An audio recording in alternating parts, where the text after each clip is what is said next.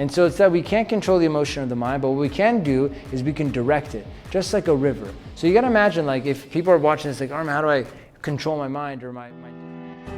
What's up, everyone? This is Sahil here, and welcome to the Sehgal Show, where I'm gonna be interviewing some crazy entrepreneurs out there who started from scratch with no experience, resources, and connections, and then later on became unstoppable and dominating figures in their respective businesses. We're gonna dive deep into the mindset of these super successful entrepreneurs to find out how they did it and how you can model it too. It's time to pick their brains and uncover all the strategies and tactics which these entrepreneurs use to scale their businesses from nowhere to multiple 6, 7, and 8 figures. Welcome to the Sehgal Show.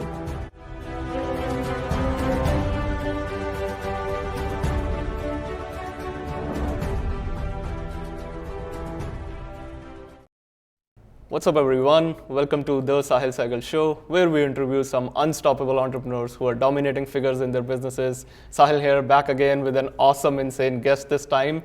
Today's guest is really special person, especially to me as well and to our audience. I'm going to be interviewing my coach. You can call it my business coach, my mindset coach, my spiritual coach. He has transformed my life a lot since it's just like been 8 or 10 months I've been into his coaching elite program, and the transformation that I have seen personally and my clients have seen is incredible.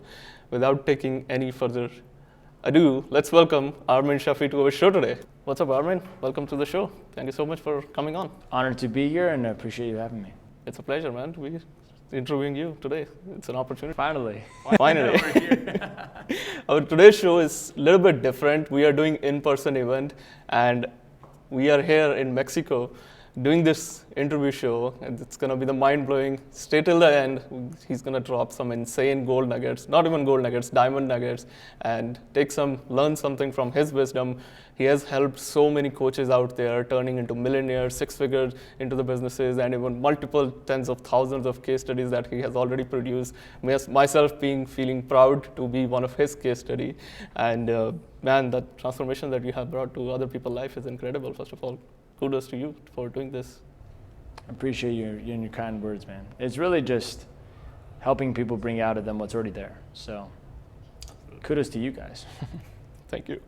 So people who are living under the rock, they don't know about your story. Could you walk us through your backstory a little? Yeah, I feel like I've lived multiple lifetimes. So there's so many different stories I could share. Almost dying at 18 years old and having a pivoting moment in my life that I want to take my life seriously and learn that it's not about how much money I make, but how I make it that determines if my life is a good one or not for me.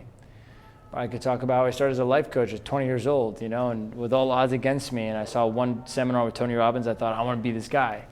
And at 20, I went out there and I started coaching my barber and random people on meetups.com and kind of kickstarted this life coaching breakthrough business, and did that for 3 years. And became 6-figure earner through that, but more importantly, I had hundreds of people coming to these seminars, helping people with suicide, and I was living my dream. But then COVID hit.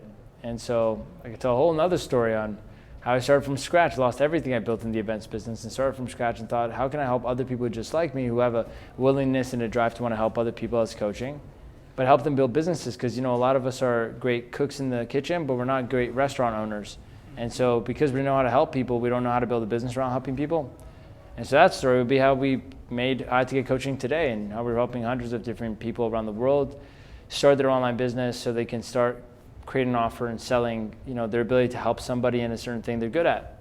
So, but overall, I'm very lucky to have the right people in my life and the journey to make me who I am today. I can't take any credit, honestly.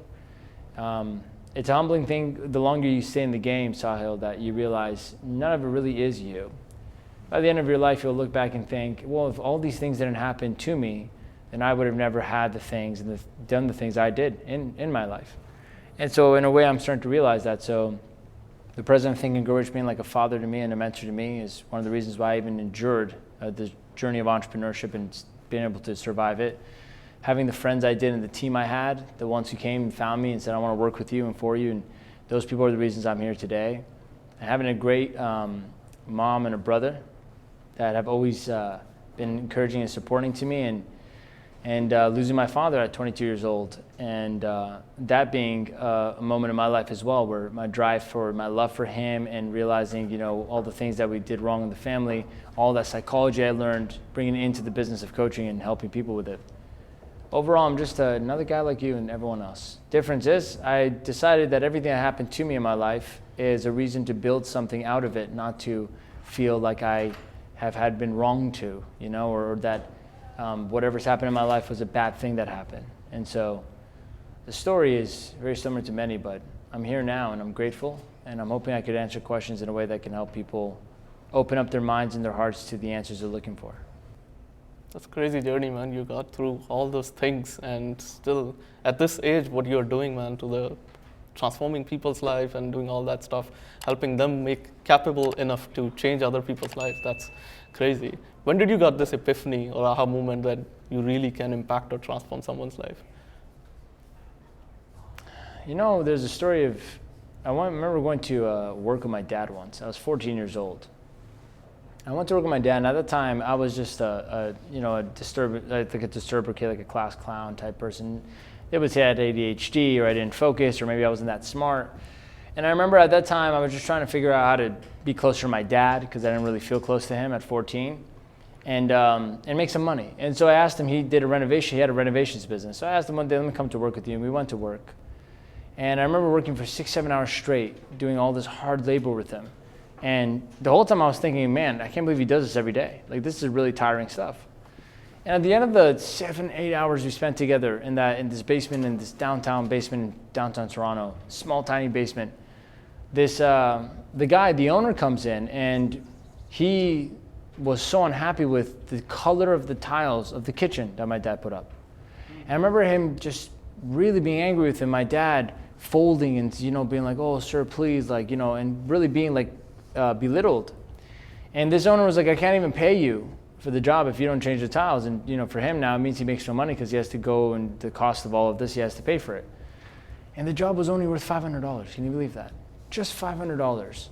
I remember as a kid sitting there, and I was young, but I had enough intelligence to know something's off here. And I remember watching, it was a traumatic event, like watching my dad being belittled and put really small, by this man who just doesn't like the color of his tiles. And I'm like, why would my dad let something like this happen? Someone talk to him like this. So on the drive home that day, I remember looking at him and just, we were silent the whole time. It was an awkward drive. And halfway through the drive, I said, why'd you let him talk to you that way? And his answer is probably the spark of what made me get into entrepreneurship without even noticing. Because when I was a kid, I went into door-to-door sales selling newspapers. I didn't know that was entrepreneurship. I just thought, let me make things happen and make some money.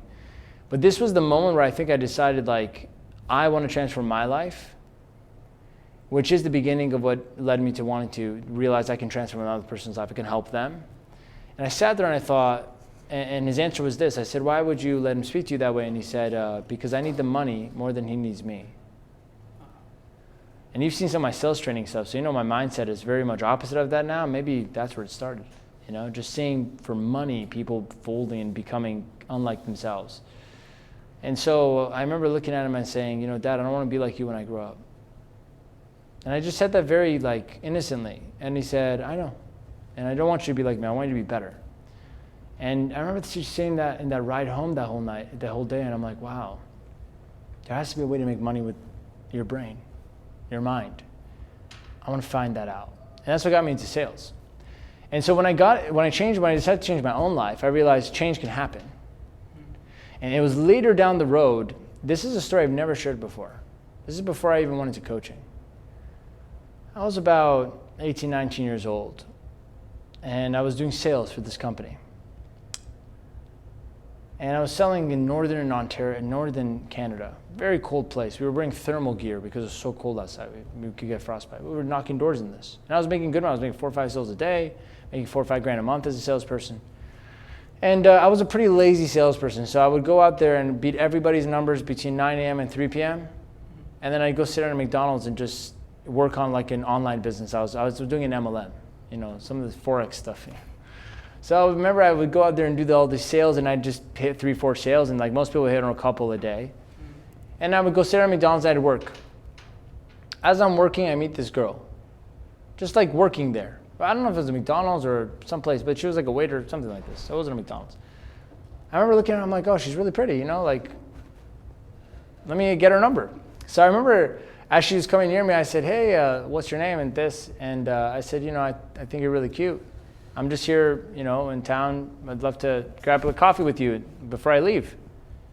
And she was like, oh, okay. And she gave me her number. And I remember going home and I'm like, cool, like this is so awesome. I'm making sales, I got a girl's number. I'm on cloud nine, we're making a business online. And what happened was we were planning to see each other the next day. And I ended up splitting ways with that company before I could see her. So the next morning I get a call that, hey, we're flying you out of that state, out of that province, and you're going back home. I'm like, okay. And everything happens the way it's supposed to. I don't believe everything happens for a reason, all this stuff, because, then what's the reason? If you just believe everything happens the way it's supposed to, then you always believe it's happening the way it should, and what it should is always good.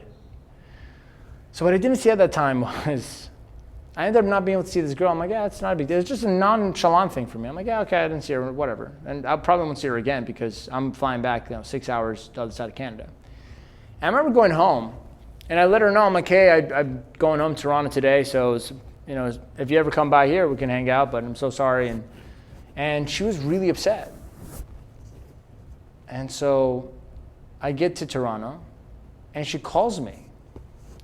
And she says, I'm really sad we didn't get to meet. I'm like, I just got your number. Like, it's not a big deal. It's not that crazy.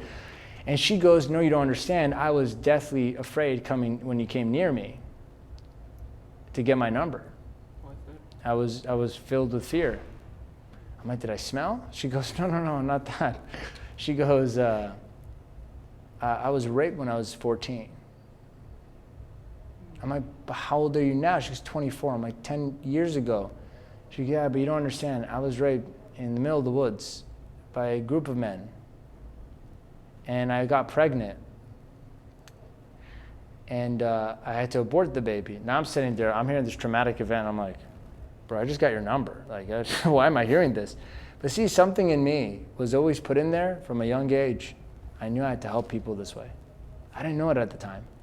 See, I've never told this story with anyone because this is really the moments in my life, even before I ever did anything like I do today, that life started to bring itself to me to become this person. And I remember hearing this, and she goes, I've been traumatized ever since. I haven't talked to a man. I don't look at a man. I can't even sleep one night. I always have panic attacks. I'm like, you're 24 years old. It's been 10 years. I'm like, so what did your parents do? She goes, my parents don't know. So I said, who have you told? She goes, nobody. I'm like, are you telling me that you got raped 10 years ago by a group of men, got impregnated, they put a gun to your, it's really disturbing how she explained everything, but it was pretty bad. And you aborted a whole child on your own at that age, went to hospital, came home, and you just didn't tell anybody. She goes, yeah. I'm like, are you telling me I'm the first person you're telling in 10 years? She goes, yeah.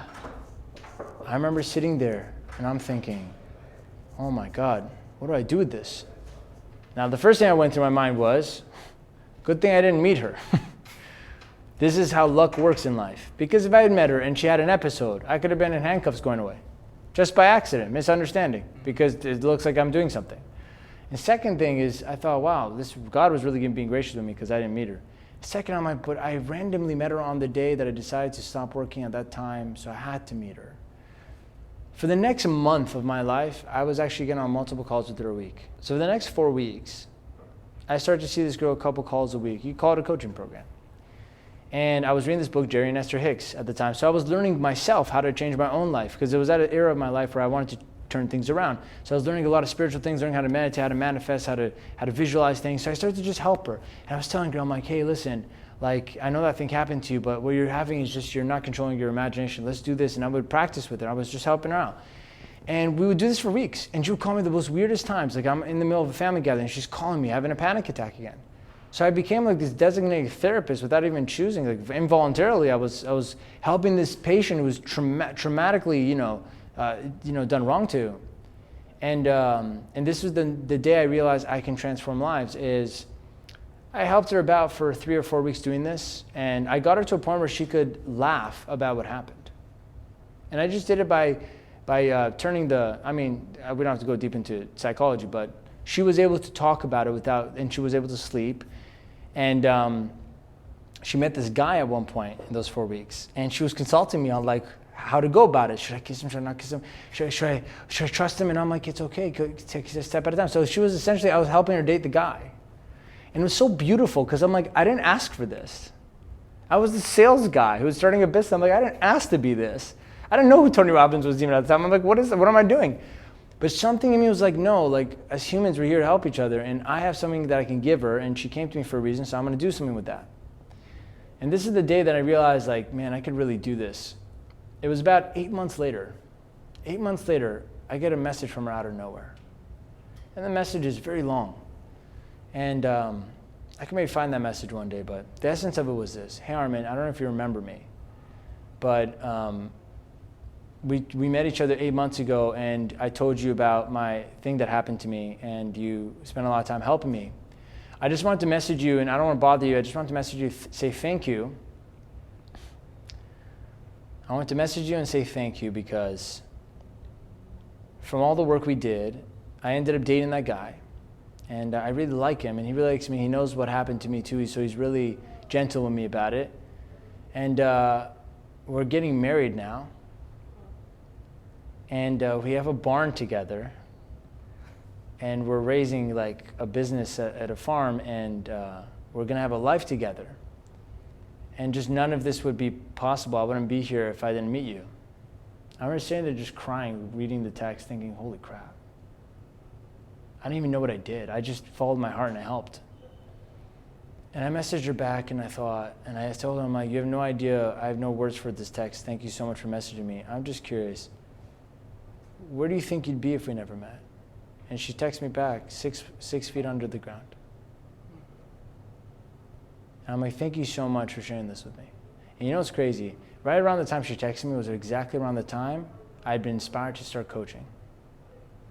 So this was my message. Even before I decided to do this whole transforming thing, something came in my life and I was called to arms and I helped. As soon as I made that decision, this came in my life and I thought, if I can take this girl and turn her whole life around, going from traumatized, not sleeping every night for 10 years straight, never having told a soul what's happened to her, being shaking when guys come near her, to getting married, man, I could do anything then. With the help of the spirit behind me, with all of this. That was the moment, really. I've never told that story, but that was really the moment where I'm like, I gotta do this. Money doesn't matter, man. This stuff matters.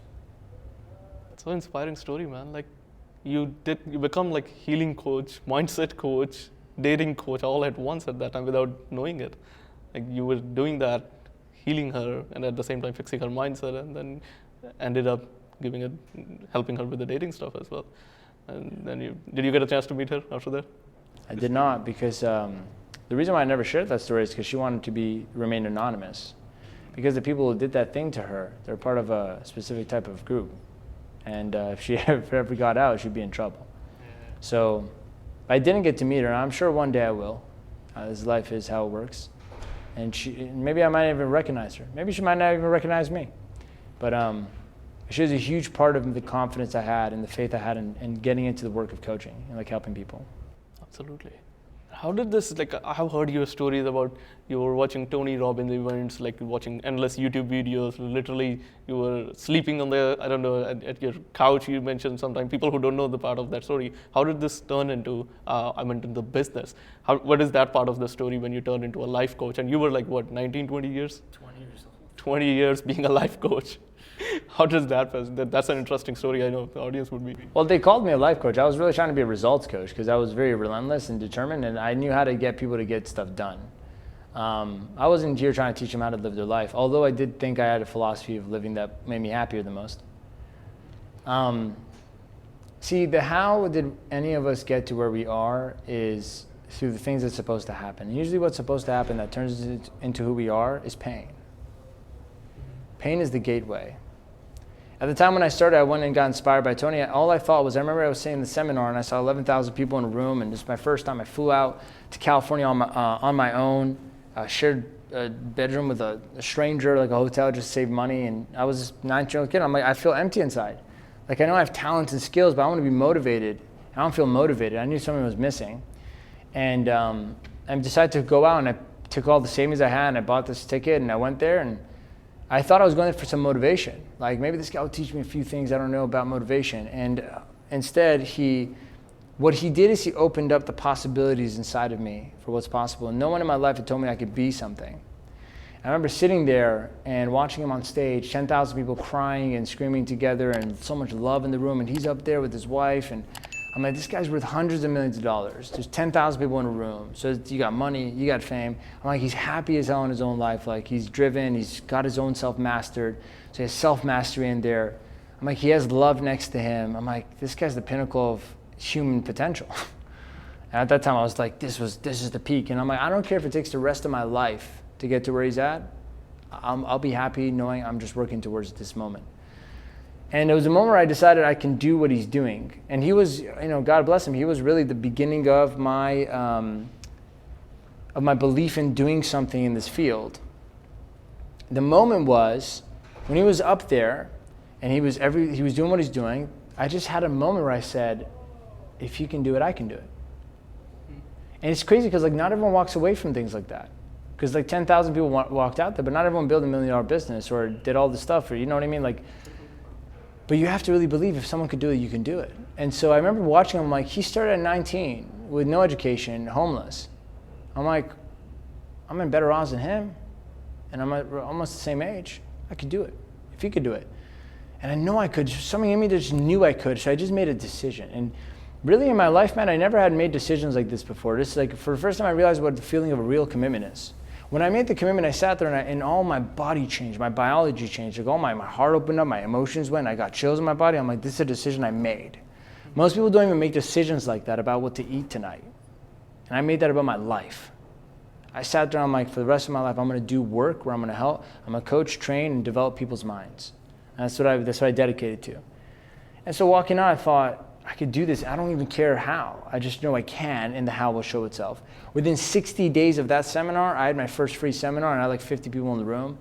And I was teaching, and it was probably the worst seminar you could ever be at, but I had a lot of charisma and confidence, and so they all gave me a standing ovation at the end. But that was the moment that I'm like, holy crap, did I really do well? Because I was so nervous. I was just making all of it up as I went. But everyone just saw that I really was so certain. And I learned the power of certainty, because I didn't have anything. I didn't have any experience. I had no money. God knows I had very few skills about coaching. But I remember saying to him, I'm like, I have more certainty than anyone else, because I just choose to. And it's really not certainty, it's faith. Yeah. Certainty is a feeling, but what causes certainty is faith. I just decided to believe. I don't care if there's a reason to believe it or not, but I can do this, and I'm going to be the best at it in the world. And I was like, that's all I told myself every day. I'm going to be the best at it in the world. I'm going to be the number one, whatever. And within 60 days, I started the business, and I was still making no money. People were paying me a few $100s for one-on-one sessions, and I was doing breakthroughs, and half the time it didn't work, but no one knew because it was in private. I would fail. I would do 3 hours with a girl, and she's like, yeah, I don't know, I don't feel anything. I'll be like, all right, awesome. So you should not pay me, because I would make them pay me after if they get the result. So I practiced a lot, and I failed a lot, but it was just this moment where I'm like, if you could do it, I can do it. And there was just so much faith in me, unwavering faith, that even if I end up being 50 and I'm on that stage where he is, I'm cool the next 30 years of my life just doing this to get there. But see, that's a really big decision. That's a real one where you really commit to something. So that was the moment for me that got me into knowing I could do this, That's awesome, man. You didn't care about money, obviously. You didn't think about that part. That was not... No, well, the reason I didn't make, I would say, a lot of money compared to now, back then, is because I really wasn't money conscious. I wasn't thinking about the money. But see, in the back of my mind, I knew I'm going to make a lot, and it doesn't matter, right? I wouldn't say for everyone to think that way. You should be focused on the actual service of what you're doing, but it's important to know the money should be in your consciousness if you're running a business. I wasn't running a business yet. I was just kind of doing my own thing. When it became a business, when I started to look at my numbers, but not being attached to the numbers. I still care about what we're building, with the people a part of. Even today, what's the product like? What are people's experience like? And what else can we do? That's the fun part. Money just happens. Money just comes in. You know what I mean? Right. Yeah, it's a byproduct. A lot of people do opposite. Basically, they try to run after first client, first paid client. I'm not closing a sale and all that stuff. You literally went out of transforming people's life. You knew that. money's a byproduct, like you're going to make money. That's a mindset shift. Not everyone has that at that level, but kudos to you again. Yeah, the good example is like we're here at this event right now, and I'm just focused with the team on just having a great time with you all and helping you all get breakthroughs. And just today we did like 30 grand in cash. But it just happens. Like I'm like, yeah, whatever, it's money. Like it doesn't matter because the money comes and goes. But like what you do with that money and what you build with that money is what you sit with at the end of the day. And so that's really like, if it was a message I would give someone is if you're watching this, like just be so obsessed with building the best product you possibly can, service or product. Like how can you be better at this? Because that's what makes you feel fulfilled because you're getting better at something. Like if I put $1 million in your bank account right now, you won't actually feel any different. Like give it 10 minutes. You know, like here's my favorite saying is, you know, whether you have $1 million in your bank account or $10, coffee still tastes the same. You know what I mean? Like coffee's still coffee. Like bite into an apple, it still tastes the same. Doesn't matter how much money you have. And so the true essence of the things that are real in life, those things, they stay the same. And it's just your ability to appropriate yourself consciously to love those things now, in this moment where you have time. But the money in the life situation, like your status or your money or your reputation, these things aren't real. That's why so quickly you can lose them and so quickly you can gain them. Someone could pay nowadays and be in an article. Yeah. Now I'm famous. So quickly, right? It's because it's meaningless. So right now anyone could do anything, make a few bucks. So the money's meaningless. But does the coffee taste good when you're sitting there alone in silence? Are you just sitting there and are you happy inside, or does all hell break loose inside your mind? Those are the things I was more working on before I even touched this kind of level of like income, which I'm grateful for, because the income, even for me, it still got me down. It gets to my head. I get attached to it, and then I have failures. Last year I did that, and I had beautiful, painful experiences where it brought me to this moment where I'm like, I don't think money's ever gonna ever influence me again. I really don't think. Like I just know it now. But I had to die to my ego so many times. 4 or 5 different depressions in different ways, and different lows and different rock bottoms in this entire journey over the last 5, 6 years, to finally just be like, I'm just not gonna fall for it again. I don't even care. We be broke or we have millions, it doesn't matter to me anymore. Like I get to control this moment, what I do with right now. And if that's a good thing for me, what I'm doing right now, I'm happy with this, I'm gonna keep biting into that apple. And that's all I need. Everything else is an illusion. And if I'm gonna play with an illusion, I'm gonna make sure I consciously know this game is not real. And I'm gonna play with no fear, because there's nothing to lose. And when you're operating from a place where there's nothing to lose, you become dangerous. Because you can do anything, think anything, be anything, risk anything, nothing to lose. You become very dangerous in a very good way. Like those kind of people change the world. Oh man, that's so deep what you said. Makes sense, and I'm seeing it, I'm observing it, and what we have gone through. Man, that's crazy. I'm having this question coming in mind. What's the one biggest thing that your business has done which you didn't expect in the beginning? What would you say?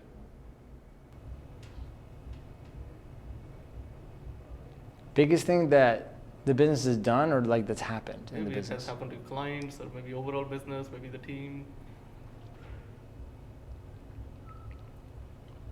It's a good question. Something I didn't expect.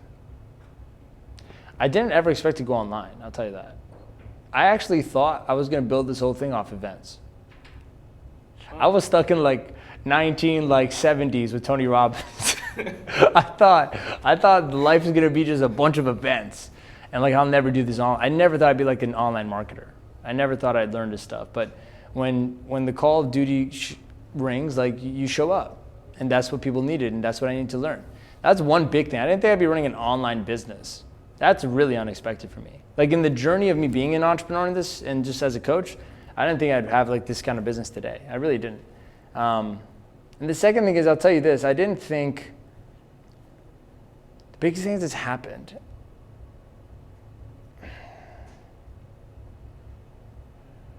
here's a good one that probably everyone will relate to, or they're going to relate to soon.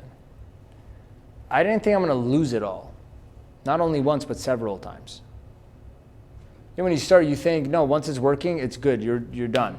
This illusion of done, being done, settles in. So I thought the first time I made $1 million, or the first time I made my 100, like I thought, yeah, this is it. I never expected at least now I think 3 or 4 times for this business or my goals to reach almost close to zero and have to start building back up again. And that's a beautiful thing. I would be more suspicious about a person who has never lost it all over a long period of time. And I would rather want to learn from the person who has lost it a lot of times and got it back again or got it better next time. Some of my friends call this cycles in business. Like when you get a bunch of things, you lose everything, and it's like, can you get yourself back up? So it's like real entrepreneurs, like people that are success conscious, like real people you can learn from, like leaders. These people, they actually count the amount of times you get up after falling. And the ones who aren't like seasoned enough yet, you know what I mean? Like they're still naive or ignorant in a sense, not in a bad way, like they're ignorant, like they still don't know. They count how many times you've won. So like when I started, I thought, well, the biggest income months, whoever's made the most money is the winner. It's whoever's had the biggest comeback is the winner. Because that person had to learn spiritual strength, mental strength. They had to learn things that evolves your character as a human being. It's very easy to just win when you're winning. It's extremely hard to win when you're losing. So I'm more, my ears are more open to the people that know how to fail profitably, not know how to win. Everyone can teach you how to win, man. Everyone can teach you, oh, this is how you win. But tell me, how many of them win after losing? How many of them essentially, they get back up with confidence, faith, and keep going and persist even when they have nothing left? Those people, there's something spiritually beautiful about them. We can learn from them a lot in business. And it's so hard, man. I personally went through that. The moment I shared you, we had a 100K month, and then boom, the next month was like so down. And I'm like, felt like so crying, and I'm like, who am I even to deserve a coach to coach people and all? I was having a call and I had a talk with you, and I'm like, most glad we did that. Glad everyone is, people who went through it, obviously, and standing up is not easy. But again, your commitment and dedication and the faith in the process, I think that what helps you to stand up again. That's what happened to us at that time. But glad you were there, man, to help. Yeah, man, that's crazy. Everyone in the make money space, they're just stuck in that trap. They're afraid to let people know that that it's not as good as they say it is. So true. But look at our event. We told you exactly. We're like, this quarter started off terrible, but we told you why. Like we just didn't focus on sales, and we made less than like way less than half than what we usually make. And but how much good came out of it? We focused on other things other than money, and so much of the company grew. And then boom, this month so quickly, just already up again, doing healthier, I think, in profit margins even than we've ever done.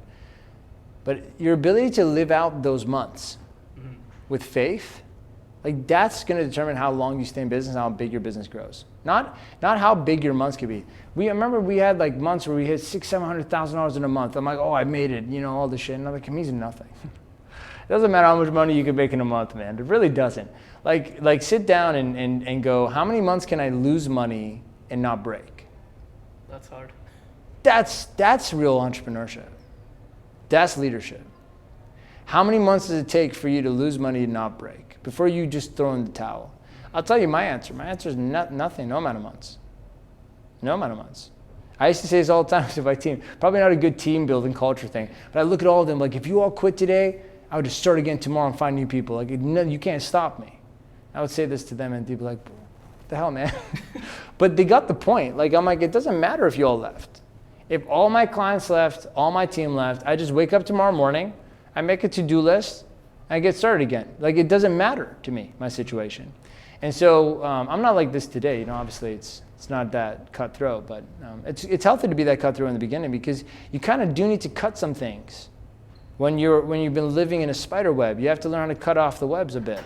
But when you're free of the web and you're free of your past and you're free of your poverty and you're free of your fear and you're free of your upbringing and you're free of your social identity, you're free of all these limitations, it's not healthy to keep carrying this kind of bullshit. You really want to sit down and operate from a beautiful, loving place of like, everything's just perfect the way it is.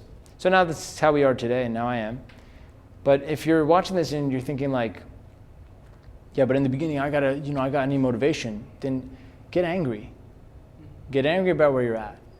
Anger is a beautiful emotion. It's all a part of God. Like there's no fear is God too. You go, oh no, don't say that. No, fear is God. If you really focus on fear, it's actually a beautiful, intense sensation inside your stomach to make you do something.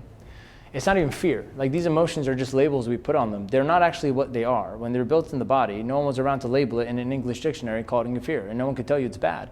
So it's just a sensation inside your body. So as you're sitting there, you're feeling all this intense sensation of anger or fear, anxiety, and today we have labeled it and we said, oh, the perception of this is bad. I just removed the perception. I go, oh, I'm feeling a lot of things. That means I'm alive. I'm here. I'm present. I can feel things inside of me, and it just feels uncomfortable, and I love that feeling because it makes me feel more present. And in that presence, I have the action, I have the power to act. And if I have the power to act, I can make things happen. I can transform, I can get results, I can start again. That's why to me at the time when I'm like, you can all quit, it doesn't matter. Because even if I got scared if that happened, all of that fear would transmute into the power to act. And so emotions in that way is all of our best friends. You know, there's a lot of gurus out there trying to teach everyone, oh, emotions, don't make feeling-based decisions, and emotions are crap, and feelings are for wussies, and everything's about discipline. Like, hold on a second. Discipline is co-creative with emotion. But see, you don't need discipline in the sense of what discipline people say, like force. When you learn how to operate with your emotion and not try to control your emotion. See, emotions cannot be controlled. Nothing actually can be controlled. Not even your mind can be controlled. If you don't believe me, just sit down right now and don't think of monkeys. And tell me, how many monkeys are you thinking about? Now you go, Armin, I'll stop thinking about monkeys. I'm like, well, now I'm saying monkeys 4 times. Now you know how many times I'm saying monkeys. All you can think about is monkeys. Now tell me, if I let you sit in 1 minute, could you just think of nothing? Forget the monkeys, if you can. But can you think about nothing? No, you can't. Why? Because most of us don't know how to just not be associated with the mind. So you can't control it. Same way you can't control what you feel. If I look at you in a weird way right now that makes you feel judged, you're going to feel very uncomfortable. If I look at you in a smile, you're going to want to smile back. See, in that way, are you really controlling the emotion, or is the emotions really driving you? And so it's that we can't control the emotion of the mind, but what we can do is we can direct it, just like a river. So you got to imagine, like, if people are watching this, like, Armin, how do I control my mind or my discipline? Let me just explain to you a simple concept. I just want you to imagine you're sitting next to a river, and this river is yours, but you can't stop the river. You can't change the river. You can't empty the river. And at any moment, if you try to put your hand in this river, are you going to be able to grab the water? Have you ever tried to grab water? You can't grab water. This way, you can't grab the mind, you can't grab emotion. But it's running, isn't it? Too many people are selling you bullshit out there on the how to grab this water. Control this water, sit there and try to say, do that. You can't do any of this. That's why you go, oh, how do I change negative to positive?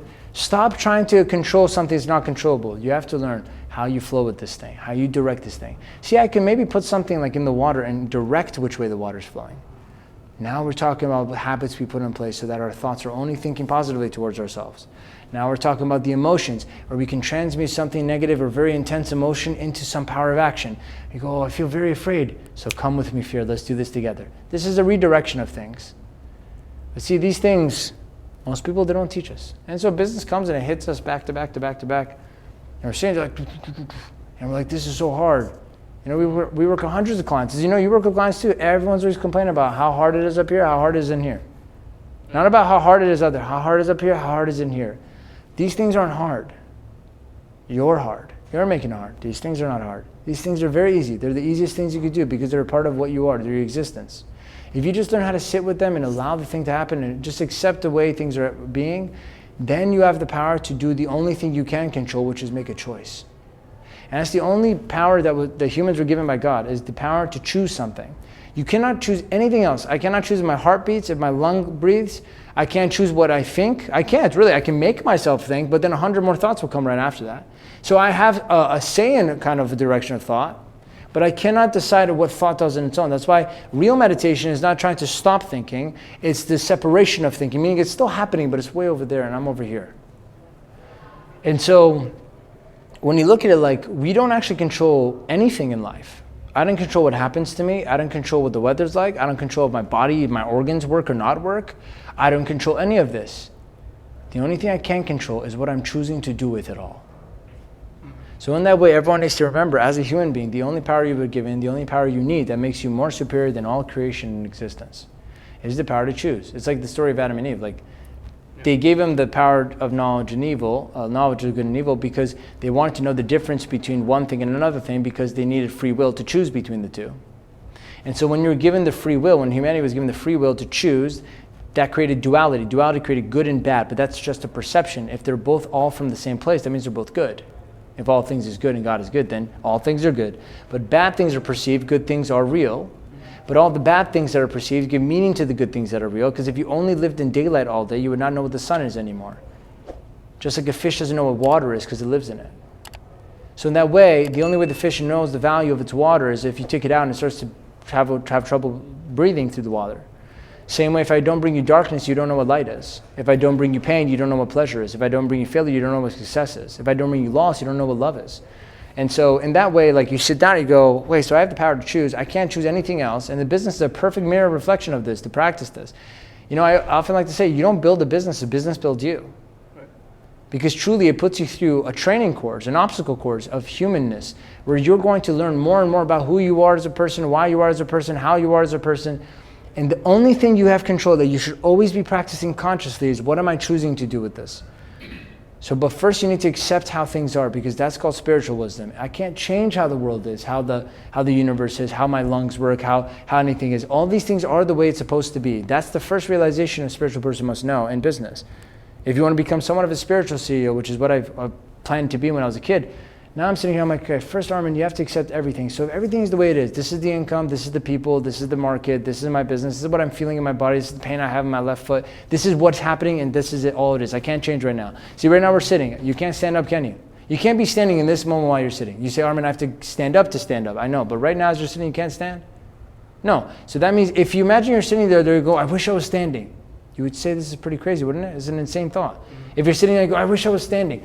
This is what people are doing to themselves in life. They're just suffering because everything's happening or is the way it is. But because it is the way it is, they don't like the way it is. And their like and dislike is making them suffer because they won't accept the way it is. Because they won't accept the way it is, all they're wondering is what the future could be like, what the past should have been like, but they're not actually here being with what is and getting the most out of what is. And as you're so focused on what tomorrow's going to be like, what yesterday should have been like, what you're not getting is how beautiful your right now is. And you're so focused on these things, you're missing the beauty of life and all the things that are right in front of you in this moment. And so I choose to just accept that I'm sitting. That's all I've done now. From these failures and pains, I just realized when I'm sitting, and that's okay. And then when I sit down, I go, what do I want to do from this place? Do I want to stand? Do I want to keep sitting? Do I want to enjoy the sitting? Do I want to enjoy what it's like to be angry that I'm sitting? But I get to enjoy all of it. Even if I'm angry with the situation, I go, oh, look, I'm angry about the situation. That's so cool. And you kind of start to live your life from a third person, because who you are, like Armin isn't real, Sahil isn't real. Like these bodies are just physical forms in a temporary sense. You don't believe me, just wait till you die. Tell me where you are then. Are you in your body? No. So it's not really yours either. Even your body you don't control. So in this moment I sit, I go, what do I want to do this moment? Do I want to stand? Do I want to sit? And I look at myself, I go, what does Armin want to do? What do I want to do? What am I going to tell Armin to do? And see, now I'm living from this place where my soul is the one living through my body. So I'm just asking, am I accepting what is? Not liking what is, accepting what is. And in this way, we are at every moment creating our own hell or our own heaven. Because heaven is just, you're in a place where everything is the way you want it to be. And hell is just, you're in a place where everything is the way you don't want it to be. But see, people are confusing that it's what I want. It's not. It's can you accept what is happening? Because then it becomes what you want, because it's what you have. So if you want to live in heaven and paradise right now, not after this life, right now, and make your business flourish this way, then you have to live in a place of total acceptance of this present moment. And then from there, exercise your human right to choose what you do with these things, what you have. And that's the power of action. All right, man. That's an interesting way to look at not just the business and the life. As you were talking about the spirituality and coaching, I want to wrap up this with this last question. Like, how do you see that the business or coaching business, if you want to talk specifically about that, like related, or how spirituality is helping you in that, maybe growing a business, scaling a business, dealing with the teammates and all that? I'm interested to know about that part. It's not that my spirituality is helping me with my business. It's that my business is helping me with my spirituality. See, the old me, the person I used to be, this Armin would try to find out how spiritualism could help him make more money. Yeah. This Armin would say, how can I become more awakened so that I can be able to grow the revenue by treating everyone better? See, everything was a strategy.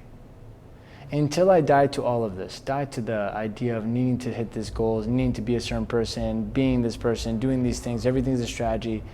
It was very exhausting. And I'm not saying it's bad. I just kind of exhausted me. I've been doing it for so long.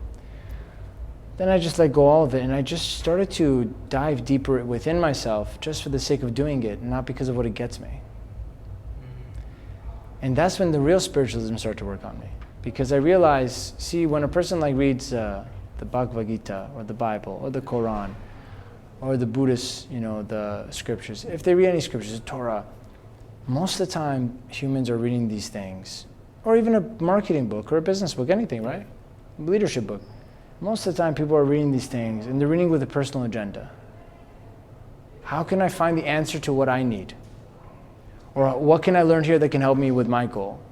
Or they go, what here do I agree with? Confirmation bias. For the first time in my life, Sahil, I remember sitting down and I'm reading all these scriptures. I'm reading the Bible, the Bhagavad Gita, the Quran. I'm interested, I'm fascinated. I'm like, I want to know what prophets taught, because there's something much beyond this, the world of business and money, and so much beyond this. And honestly, in the Western side of the world, you're from India, correct? Yeah. So from your hometown, we're growing up there, is much more spiritually conscious, because it's in the culture to want to, to delve on that path of seeking truth. Even in the Western side, it's very much not like this. The Western side, everything's just about teaching you how to label things and not seek your own truth. And so for me, I'm like, I want to seek truth. I want to know what these people that had truth were teaching us, what they meant. And when I read now, I don't read with an agenda. I don't study anything with the agenda. I don't sit down and go, how can this help me become a better CEO? Because then I only limit the wisdom into what I need to be a CEO. What if I could be more?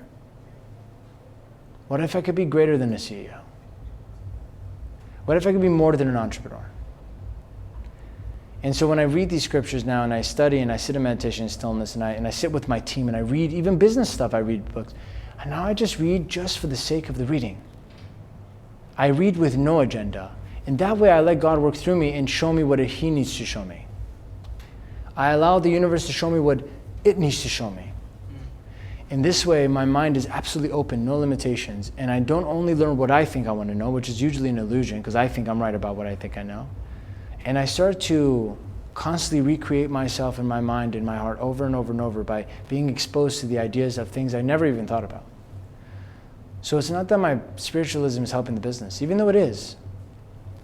And honestly, the only way it really is that I'm just becoming a person who is less triggered, less hard to deal with, and less stressed. And because I'm less stressed and less hard to deal with, it's so much easier for my team to thrive. And so the leadership in my company just skyrocketed. My clientele feel more joy being around me as I'm coaching because I'm infecting them with that kind of energy. And so if I'm usually in the coaching program, you're at the core of the product, so the product itself has only become brighter because I've become brighter inside. And so in that way, obviously my business has grown in many ways. People are drawn to the energy, they want to invest in that energy, they want to work for that energy, they want to learn from me and from this energy. This is all awesome, everyone's happy, everyone's good, things are moving. But truly I tell you, it's not that I did this as a strategy for business. I didn't even choose to do this. All the pains and the misery and the kind of this big, huge roadblock I hit and this rock bottom I hit the end of last year, just put me in a place where I had to do nothing. I had to just stop being everything I am just so I can listen for once because I felt exhausted and I felt like no matter what I did, I was empty. And in that place I sat down, I just started to enjoy and appreciate just the basis of learning to learn and what the beauty of learning is. And being present with that. And so in that way now, being back in my business, because I kind of retired for a tiny bit, right? I went through the spiritual process and I'm still am, but now I'm in the business and I laugh with God because in my meditations, I'm like, God, maybe I could do healing again. Maybe he wants me to go and heal and do all these things. And I've been listening attentively and I've been getting messages from people and I'm learning about healing. I healed my own body. Like I had a really bad pain here and just from sitting down through breathing and movement, like I healed them. Maybe I could help other people. So I thought I'm done with business. I'm like, I'm gonna move on, I'm gonna go to India barefoot, just walk around and just, heal people. I don't know, maybe. And somehow I'm back in the business. And so the other week I'm sitting there and I'm like, I'm just naturally drawn now. I'm not trying to. I don't wake up with my goal. I don't sit down and go, I have to be this guy. There's no pressure. I literally just naturally got drawn magnetically back into the business. I started consulting a little with the team and I'm like, and they were kind of doing without me. I'm like, oh, but why don't you try that? And I'm like, this is what it needs. The sales team needs me. And I just found myself back involved with the business again. And now I'm like, oh, the business is helping my spirituality. Because I sat in meditation, I laughed, like, oh my God, why would you put me back in business? You put me through all this so I can get rid of the pressures and the egos of business. Why would you bring me back to it? And then I heard the message very clearly, so beautifully. It's like, now that you don't need to do well, you can do great. Wow. And I say chills as I get chills as I say it, but that was the beautiful message. Like, now that I don't need to do it, I can really do it. And it's ironic because in the beginning you need to, and I get that, and that's beautiful too. There's nothing wrong with that. I think in the beginning you really have to be convinced and angry, like I need to do this because for me and my family. But then as you grow, you realize you can only do great when you don't need to do great, because that's when great is being done through you. It's not your control anymore. Something's working through you. So now I just show up to the meetings. Something's working through me. I'm helping the people. Something's working through me. People are making sales, something's working through me. It doesn't feel like it's mine anymore. Business doesn't even feel like it's mine anymore. My team doesn't feel like my team anymore. This body doesn't feel like my body anymore. I don't even feel like my words are my words anymore. Truly now I'm living in bliss because it can't affect me. Any of the illusional pressures of having to be something, do something, need something. All of it's just like, it's happening, let's do it, what's next? And I get to go for the ride. It's like being locked in a car that's going in high speed on a highway and you're not driving, but you can't get out. And so you might as well enjoy the ride. you might hit a crash at one point and die, but for the time being, I'm in the passenger seat, God's driving, we're going 300 kilometers an hour and I can't get out. Might as well enjoy the thrill of the ride. Look at all this emotion happening inside me. And that's what life feels like now to me. And so it's kind of a beautiful spiritual message for everyone watching is when you don't do it because you need to and it's your idea and you just surrender, you naturally just focus on what has to be done. Like who needs me? And you operate from a place of duty. Right. Like I don't get on a team meeting because CEOs get on team meetings. Like, you know what I mean? Like I don't get on a team meeting at 8 a.m. because 7-figure CEOs get on team meetings at 8 a.m. So that's why I'm doing it. You know what I mean? Like everyone does that now. They just do things because that's what the people I want. The things that I want, the people who have that, they do that. Now I just get on and be like, oh, I feel like my team needs me. They probably need me for something. And sometimes they don't, and I don't get on the meeting. How beautiful is that? Sometimes they go, yeah, we don't need you today. I'm like, cool, man, I'm gonna go sit outside and sunbathe or something, to just hang out. And maybe during those times when the team doesn't need me, I study scriptures. I'm like, it's so cool. But it's because I'm like, now the scriptures need me because I need to sit down and interpret and understand this. See what I mean? So everything sounds like who needs me next? Who needs me? It's a service-based life. It's very beautiful. Even in the Bhagavad Gita, it talks about Krishna consciousness. And one of the biggest things about serving God is devotional service in the Gita. It talks about devotional service. Same way Jesus was. It was service to the Father. Same way and the Muslims are operating. Everything's for Allah. And I'm realizing, wow, living a life of devotional service means there's never a stress or pressure on you to have to do anything. And when you let go of your goals, it ultimately becomes a team goal. It ultimately becomes just the goal, and you're a part of that goal. So it's like building a $100 million business now. Maybe my team really wants to do this. I go, that's a really cool goal. I'm a part of this goal. It's not my goal anymore. It's not even our goal anymore. It's just something that has to happen. And if it has to happen for us to make a difference in this world, let's do it together. And that's where we're leading from a place of spirit now, not from a place of ego. That really is the definition of blissful and joyful work, not hard work. That's where I'm at now, man. It's funny, like the business is really just my spiritual playground. Every day I wake up, I'm like, what's next? What are you going to teach me today, God? And I just show up and I do my best, and there's zero stress or pressure. Zero stress or pressure. It's beautiful. It doesn't mean the meetings are, like soft. I'll get into a sales team meeting and I'm a hard ass guy because I know that's what the salespeople need. Right. I get up and I'm like, where's your numbers? If you don't get on your numbers, you're not on this team anymore. And you go, Armin, you're speaking so zenfully. Why would you do that to someone? I go, because I know that's what the salesperson needs. That's what they want, because they want the pressure to become greater. So, and then I get on the next team, and I'm like, everyone's doing so great, because they don't need that kind of pressure. And that way you become flexible. And you're just a servant to whatever needs to be done and however you need to be. Because I'm not mine anymore. I'm yours. I'm everyone's. This is what a prophet becomes, what I realized from studying their lives, and what people that serve God and the greater man, greater good of humanity become. I'm more interested in how this world can grow into consciousness more and how I can help that from the things that I do than I am what I can do in this world. That's so beautiful, man. Really. How you reverse that, even the way you think, is incredible. Like, you reverse that whole thing. That it's not spirituality that is helping your business is helping your spirituality. Right on, man. Mic drop moment. So we know where the focus should be then. Absolutely. Thank you so much, man, for coming on again, for sharing that wisdom once again. Thank you so much for doing this. people who were watching us live or listening to it, I hope you got the real wisdom from the man himself, founder of highticketcoaching.com, Armin Shafee. The words, the things that he shared today, not just about business and all the other aspects of life, is what we really need, all of us really need in our, not just life or business, really in our, every aspect of how we think, how we deal with people, how we deal with situations. So thank you so much for watching. Stay tuned. We'll be coming up with another episode very soon. Take care. Bye, everyone.